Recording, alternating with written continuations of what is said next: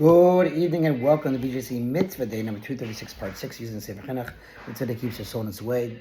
Dedicated and loving memory of my father on his yard side, Avram Yitzchak and Shlomo, is the Shem Shem Aliyah. Okay, the prohibition of relating gossip.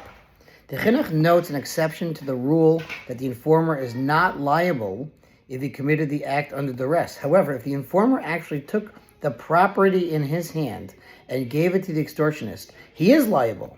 And this applies even if he does so under threat to his life.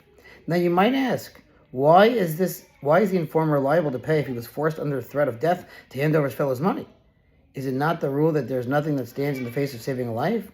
When we respond to this question as follows: do we tell him that he must die and not give his fellow's property to the extortionists? Certainly not.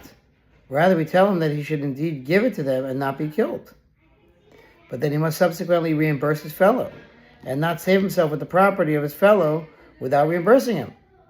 The Chinuch points to a case of a damager where it is even more compelling to exempt him on account of his doing so to save his life, and he is nonetheless liable.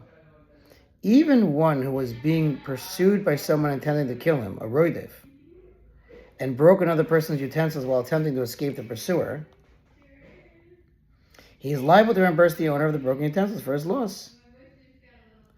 He is liable even though he did not break the utensils intentionally, but rather unintentionally. And in fact, he broke them at a time that he was fleeing to save himself from mortal danger. Still, he must reimburse his fellow for the damage to his utensils. All the more so in our case, where the informer actually took his fellow's property in his hand and gave it to the extortionist.